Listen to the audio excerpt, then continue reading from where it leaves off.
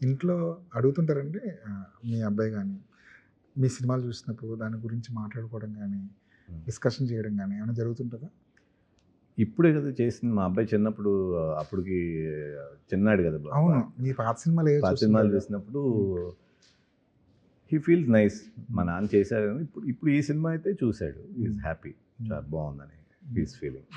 Is excited. మీ జనరేషన్‌లో హీరోలంతా ఏం చేశారంటే, వాళ్ళ సినిమాలు చేసుకుంటూనే చిరంజీవి గారి సినిమాలో, బాలకృష్ణ గారి సినిమాలో, వెంకటేష్ గారి సినిమాలో చిన్న చిన్న క్యారెక్టర్స్ వచ్చినప్పుడు కూడా వాళ్ళు చేసేవాళ్ళు. యెస్. యెస్.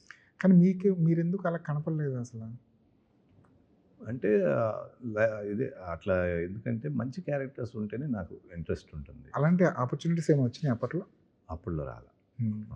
అప్పుడులో ఆల్రెడీ వి వర్ డూయింగ్ హీరోగా కాబట్టి ఆ టైం కూడా లేదేమో. సరిపోయేది బికాస్ కాదు. సరిపోయేది కాదేమో. హ్మ్. సో అంత ఇదిగా ఏం రాలేదు. హ్మ్.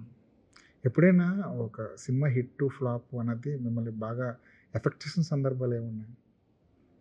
ఆబ్వియస్గా ఫ్లాప్స్ అంటే ఎఫెక్ట్ చేస్తాయి కదా. హ్మ్. అంటే ఎంత మనం ముందు గెస్ట్ చేసినా కూడా హ్మ్.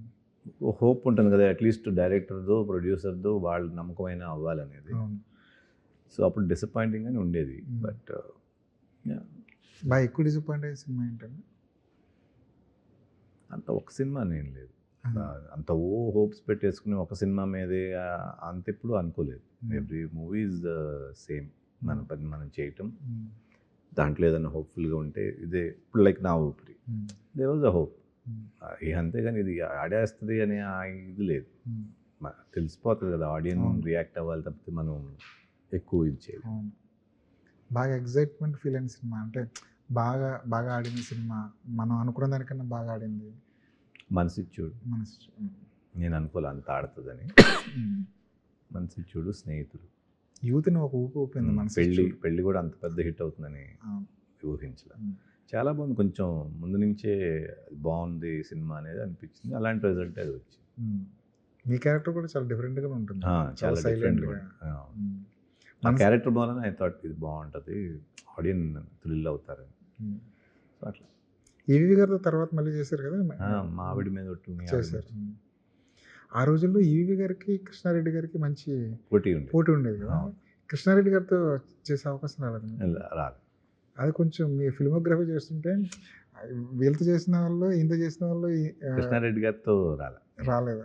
చాలా సర్ప్రైజింగ్గా అనిపిస్తుంది. ఎందుకంటే ఆ రోజుల్లో ఫామ్లో ఉన్న హీరోలతో బాగా చేసేవాళ్ళు, వాళ్ళు పోటాపోటీగా చేసేవాళ్ళు. ఆయన రాజేంద్ర ప్రసాద్తో చేస్తే, ఈయన రాజేంద్ర ప్రసాద్తో చేసేవాళ్ళు. అలా వాళ్ళ మధ్య ఒక మంచి పోటీ ఉండేది. సెట్లు మాట్లాడుకునేవాళ్ళు సార్ ఆ రోజుల్లో? ఎవరు? అదే ఈ వీళ్ళిద్దరి మధ్య ఉన్న కాంపిటీషన్ గురించి అంతేం మాట్లాడుకునేవాళ్ళం కాదు. అట్లా వ్యూ చేసేవాళ్ళం కాదు. ఎవరి సినిమాలు ఆడేలాగా వ్యూ చేసేవాళ్ళం. మీకు అప్పుడు లిస్ట్ ఉండేదండి, ఫలానా వాళ్ళతో చేస్తే బాగుంటుంది అని అనుకునేవాళ్ళు? డైరెక్టర్తో చేయాలనేది ఉండేది. లిస్ట్ అంటే ఏళ్ళతోనే చేయాలని అట్లేం లేదు. కానీ ఇప్పుడు నెంబర్ ఆఫ్ డైరెక్టర్ చేస్తే మనకు వేరియేషన్స్ బాగా వస్తాయి కదా. సో కుదిరినంత వరకు ఆపర్చునిటీ వచ్చినందుకు నేను did with lot of directors. కానీ కృష్ణారెడ్డి గారితో చేస్తుంటే ఇంకొక యాంగిల్ వచ్చేది. మీలో ఫన్ యాంగిల్ లేదా ఎంటర్టైన్మెంట్ ఇట్లా ఇంకొంచెం బాగా ఎలివేట్ చేసేది.